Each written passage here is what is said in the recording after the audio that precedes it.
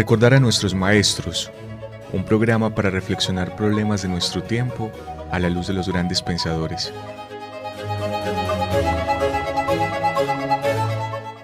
Dirección: Carlos Mario González, profesor de la Universidad Nacional de Colombia, sede Medellín.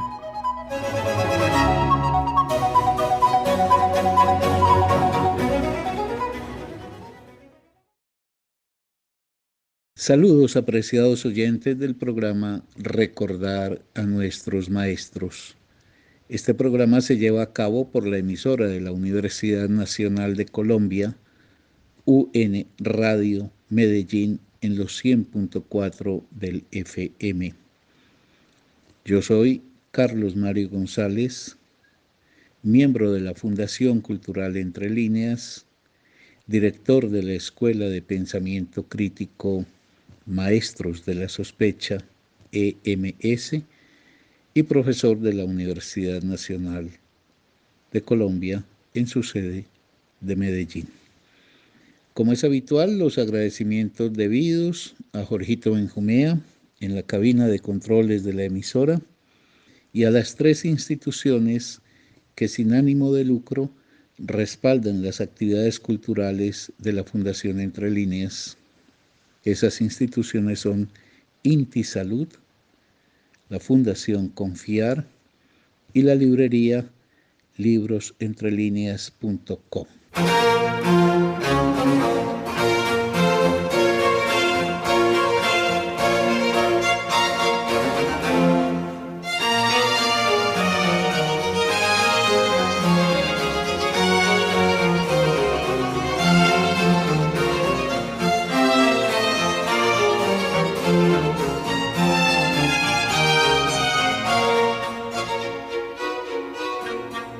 Serie La EMS al Rincón de Pensar, semana número 18.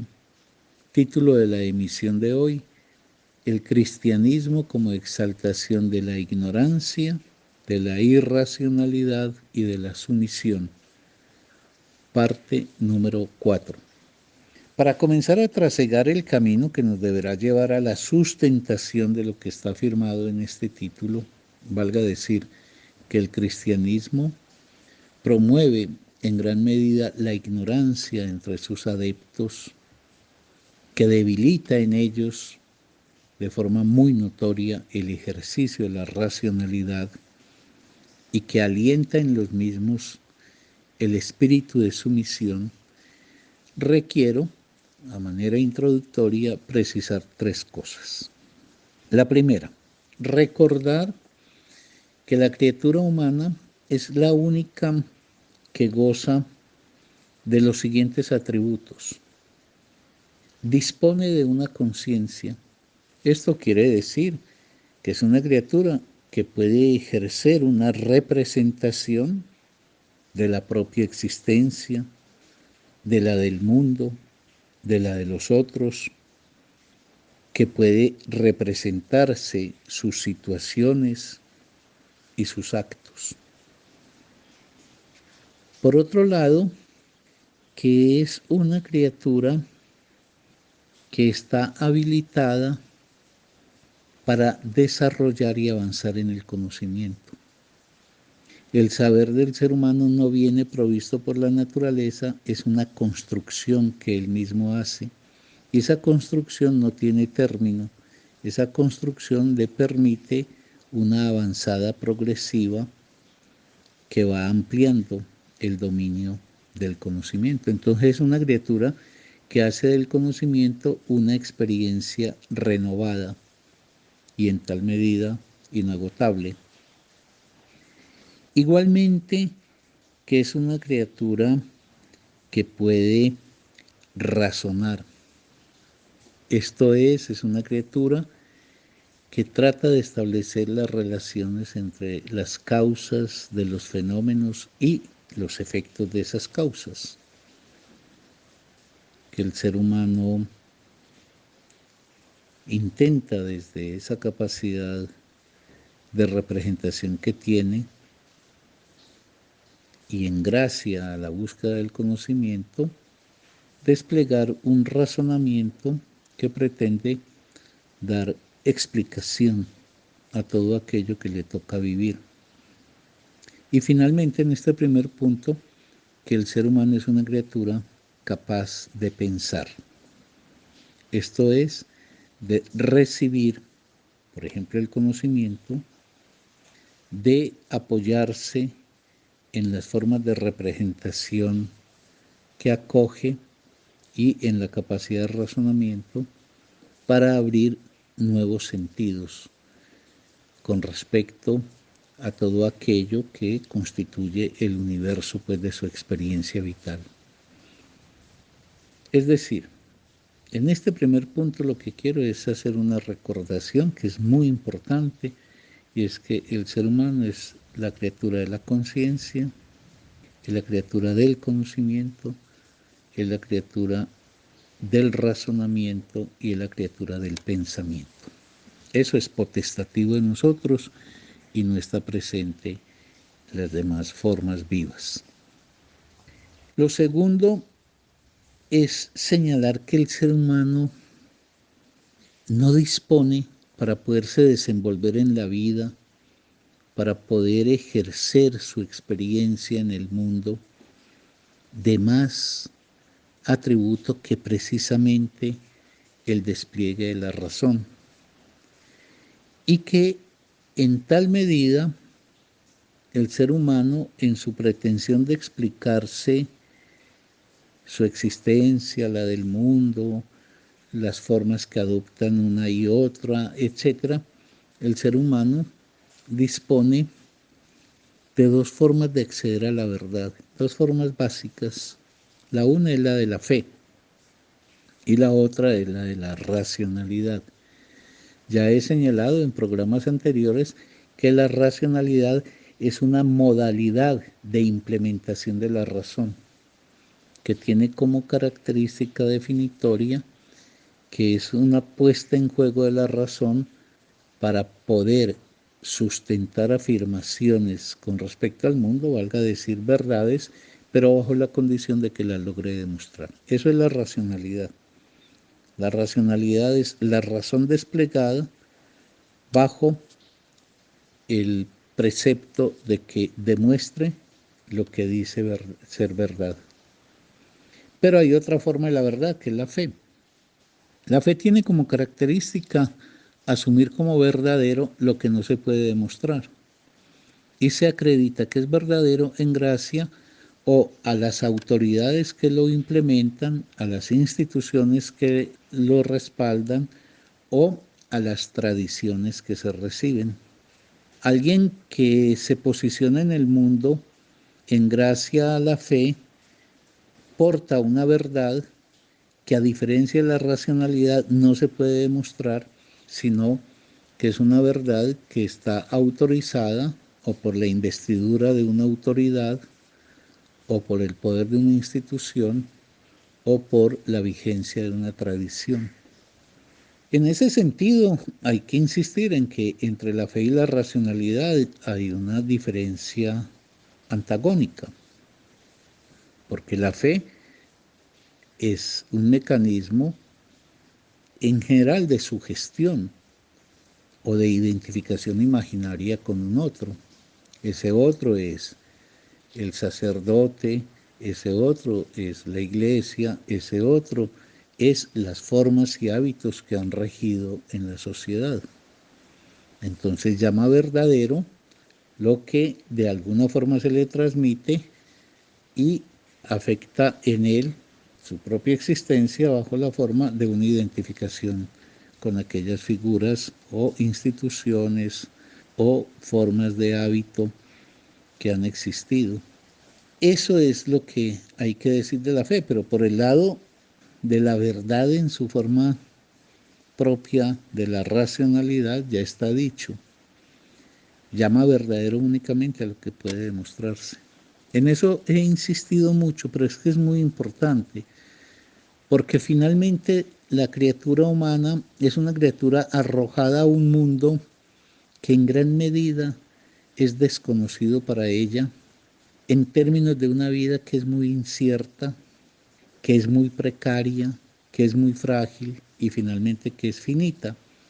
Entonces el ser humano, que goza precisamente de la capacidad de representación y de conciencia, tiene que tratar de explicarse, de conocer ese mundo en donde vive, ese destino que forja, ese final que le aguarda, esa proveniencia suya. Y se le abren esos dos caminos de explicación. La fe, esa es una explicación. Ahí se podrían introducir otras variantes, los mitos, etcétera, pero de momento me quiero acoger únicamente a la fe bajo la acepción religiosa de ella. Y la fe lo que le señala al ser humano es que él debe dar por verdadero lo que personajes muy significativos, muy importantes, le señalan, lo que las instituciones le trazan, por ejemplo la eclesiástica, como ya dije, o lo que la tradición pues trae consigo y que él recoge. Y de otro lado, para posicionarnos en el mundo, para tratar de desenvolvernos en el mundo, disponemos también de la racionalidad, que es el trabajo meticuloso, exigente, laborioso en la producción de un conocimiento que nos permite entender causalmente eso que nos toca experienciar y que tiene como criterio que solamente aceptaremos como verdadero aquello que nos sea demostrado. El ser humano en la vida normal se comporta siempre, no tanto bajo la petición de que alguien venga y lo ilumine desde una hipotética fe que lo conectaría. Me estoy refiriendo pues a la vida práctica de todos los días. Nadie se entrega a la fe para decirle a otra persona que construya, por ejemplo, su casa. No, se busca la garantía de que quien vaya a levantar esa casa, por ejemplo el arquitecto que lo vaya a hacer, disponga efectivamente de un conocimiento que sea un conocimiento con posibilidades de ser probado. Bueno, eso es lo segundo que quería decir. Y lo tercero es señalar que en la forma en que yo voy a trabajar, todo esto que me llevará a mostrar en este orden, primero, la irracionalidad presente en la creencia religiosa. Segundo, el tema de la ignorancia y tercero, el tema de la sumisión, que para yo adelantar esta reflexión voy a hacerlo bajo una forma metodológica en la que diré unas cosas inicialmente, pero estaré volviendo a ellas más adelante, un poco como en términos de una espiral que permita retornar al asunto, pero desde otro ángulo. Entonces, cuando aborde, por ejemplo, el tema de lo irracional que es la categoría Dios, y es irracional no solamente porque es indemostrable, sino porque no hay posibilidades en esa categoría de evadir las contradicciones en que queda sumida esa creencia. Cuando yo presente eso, lo introduciré, pero más adelante en programas sucesivos estaré retornando, trayendo nuevos elementos que pongan en cuestión la existencia efectiva de esa figura. Dicho de paso, a mí no se me escapa que hay una cierta moda intelectual en considerar que estas discusiones son inocuas, que estas discusiones sobran. Yo por el contrario pienso que son decisivas y que quienes pensamos, tal el caso mío, que los seres humanos arrojados en este mundo disponemos quizás de muy poquito, nuestra capacidad de un razonamiento que podamos llevar a la producción de una verdad como forma demostrada, eso es quizás poco y por eso quizás siempre lo que es el universo se nos perderá también en un mar de sombras y de enigmas. Disponemos de eso que es poco, pero es lo que tenemos. Y entonces posicionarnos en el mundo y ante nosotros mismos y con los demás es preferible hacerlo desde las formas factibles de conocer que desde las ilusiones explicativas que no logran finalmente ser demostradas. En ese sentido, pues yo no considero anacrónico, por el contrario, considero muy necesario que la oposición racionalidad-fe se sostenga y se pueda promover un debate por algo que yo también mencioné en otro programa, es que la creencia religiosa no es algo que se queda en la representación ideática de la cabeza de un hombre o de una mujer, sino que eso hace una fuerza de ley que constituye un derrotero para la vida, no solamente del individuo, sino de la sociedad. Es muy costoso para la sociedad y para la humanidad la vigencia de una creencia como la religiosa y particularmente la cristiana, porque es que eso delinea una forma de estar en el mundo y de actuar en él. Por eso, las consideraciones que voy a proceder a presentar requerían estas advertencias, dichas las cuales entonces empiezo a adelantar lo que quiero proponer.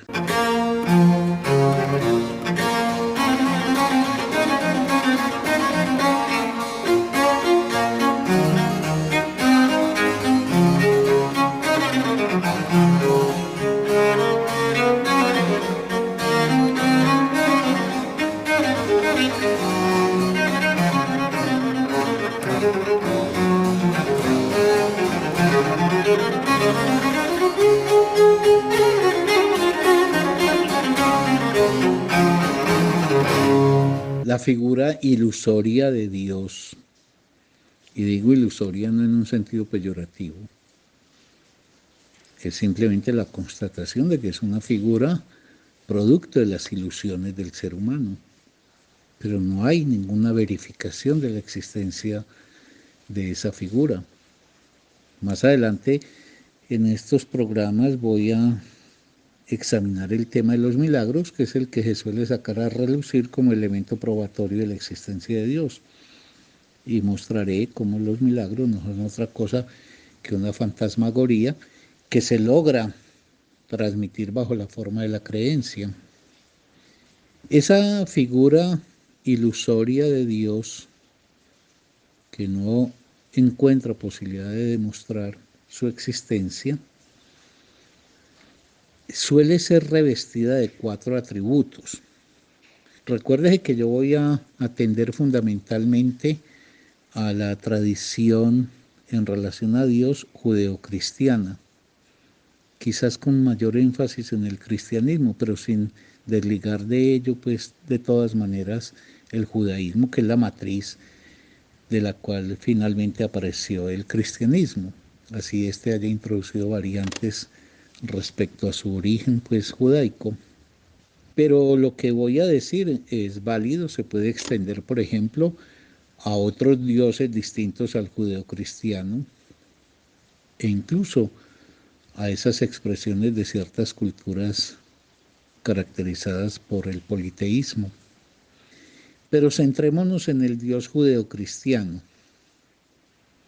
Es un Dios al que se le asignan por lo menos 4 atributos. Yo estaré volviendo sobre esto en otros programas tratando de mostrar nuevos elementos, pero hoy voy a empezar a enunciar esos 4 atributos que se le suelen asignar a Dios y que cuando se examinan en detalle, es decir, cuando uno pone la lupa de la racionalidad sobre ellos, entonces inmediatamente empieza a verlos uno completamente enredados en contradicciones insolubles.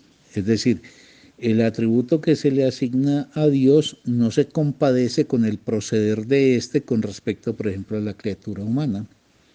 Y por eso es que yo digo, aquí estaría un primer elemento de la debilitación de la racionalidad, y es que los creyentes en general pasan de largo ante las contradicciones en que se hunde Dios y no perciben esas contradicciones porque precisamente un efecto de la fe es dar por sentado que las cosas son como se dicen y no las cosas como se pueden demostrar. Los 4 atributos que se le suelen asignar al Dios judeocristiano son que Él, en primer lugar, es expresión del bien absoluto. O sea que Él es la encarnación del bien y en Dios no hay ninguna insinuación, por mínima que sea, del mal. Dios jamás procedería con una intención maligna frente a la criatura humana. Entonces es el bien absoluto. En segundo lugar, que es eterno, en tal sentido que Dios no es posible de examinar en función de un origen suyo ni de un fin suyo. El que tiene origen y fin sí es el ser humano, pero no Dios. El ser humano y en general la creación, que provendría de ese Dios. En tercer lugar, se supone que es omnipotente.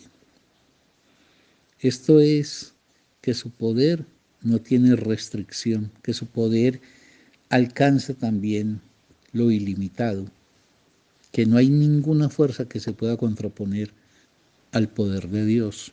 Y en cuarto lugar, que es omnisciente, esto es, su saber tampoco tiene límite, no hay nada que se le escape a Él, todo lo sabe, lo presente, lo pasado, lo futuro, todo. Por eso, la palabra que mejor denota la ilusión de un Dios que acompaña al cristianismo es la de una instancia que es todo bien, es todo temporalidad, si se puede decir así, en el sentido de que nunca tendrá el tiempo poder sobre él, es él el que tiene poder sobre el tiempo, es todo saber y es un poder pues también total. Esos son los 4 atributos. Hay otros, pero por el momento voy a detenerme en estos y voy a empezar a mostrar, examinando cada uno de esos atributos, las contradicciones lógicas en que se hunden y como la racionalidad reclama que sobre una proposición no pueden ser verdaderas dos cosas al mismo tiempo, dos cosas distintas al mismo tiempo. Lo que pasa con la creencia en Dios es que Dios obnubila completamente, es decir, desde la creencia queda obnubilado completamente el examen racional de esa figura y por ende se pasa de largo ante la contradicción. Eso es, para poner un ejemplo un poquito rupestre, como si alguien le dijese a uno, yo no te robaré, y a renglón seguido roba, pero uno como que no logra examinar la contradicción entre lo enunciado y lo actuado. Y entonces uno coexiste con esa contradicción. Igual pasa con Dios. Dios, en términos de la formulación general, es una especie de perfección sin ningún tipo de tacha. Pero cuando esa perfección a la cual queda ligado el ser humano como una criatura dependiente de él, porque él, Dios, fue además el hacedor del ser humano, apenas empieza eso a examinar, empiezan a brotar las contradicciones sin fin. Pero reitero, el drama es que la fe impide el examen racional de la cosa, y por eso la cosa puede seguir existiendo impunemente, porque sobre ella no se sitúa la lupa de la racionalidad para, por ejemplo, dar cuenta de esas contradicciones. Voy a comenzar con uno de los atributos que se le asignan para empezar a perfilar las contradicciones pues, en que queda asumido un Dios que estaría hipotéticamente revestido de ese atributo, el de que Él es la expresión del bien absoluto. Obviamente señalar que Dios es el bien absoluto, que en Dios no hay la mínima pizca de mal, que Dios no es sino la intención bondadosa, por ejemplo, para con la criatura humana, obligaría a una viejísima pregunta, tan vieja como el cristianismo mismo, es más, como el judaísmo mismo, y es entonces cómo aparece el mal. A mí no se me escapa que la teología ha intentado hacer esa especie de conjunción del hielo y el calor que se expresa en el intento, que es lo que hace la teología. Es que teología quiere decir un logos ejercido sobre un objeto que es Dios. Teo, Dios, logos, el razonamiento. Entonces se intenta introducir un elemento de racionalidad sobre esa figura divina que es producto de la fe y se intenta demostrar, pero obviamente esa demostración nunca ha llegado pues a buen puerto, y basta con uno detenerse en el examen de esa categoría para percatarse sin mayor dificultad de que es una categoría que se desdibuja inmediatamente en aras a la contradicción entre el atributo que se le asigna y el proceder que efectivamente estaría entonces desplegando desde la experiencia pues que el ser humano puede tener de su propia vida. Entonces aparece esa primera pregunta. Entonces, ¿cómo aparece el mal? Y ahí vamos a seguirlo desarrollando. No quedan sino dos caminos lógicos. O el mal lo creó él, porque él es todopoderoso, entonces todo lo que hay proviene de él, entonces el mal está originado en él y por consecuencia entonces él ya no es todo el bien, porque comporta también el mal. O el otro camino lógico es que se le escapó, que él hizo la creación y se le escapó, como lo dice ese mito del diablo, del demonio pues caído, del ángel caído, que se rebela contra Dios. Deja eso una insatisfacción, porque si se le escapó, si por decirlo así fuera de la intención suya, entonces algo refractó esa intención e introdujo el mal, entonces eso nos entregaría que no puede ser entonces omnipotente, porque si se le fue de las manos la aparición del mal, es porque no tiene el poder para poder controlar su aparición. Ese es el primer juego de contradicciones que se puede enunciar.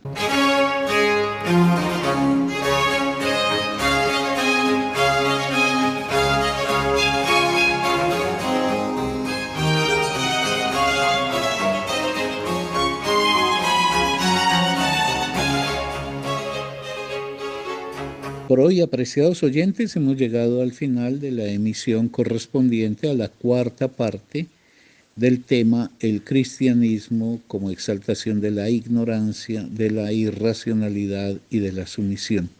No sobra recordar que el único propósito que anima la presentación de estas reflexiones que vengo haciendo y las que adelantaré más adelante no es otro que el de ofrecer a ustedes unos elementos que permitan un juicio basado en la racionalidad sobre la pertinencia o no de un sistema doctrinario como el cristiano, aunque esto se podría hacer extensivo a otras religiones.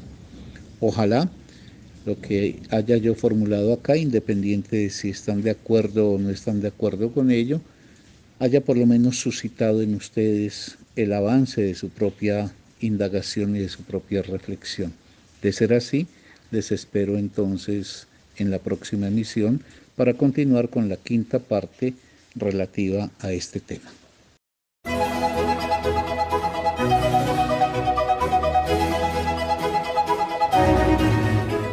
Recordar a nuestros maestros, un programa para reflexionar problemas de nuestro tiempo a la luz de los grandes pensadores.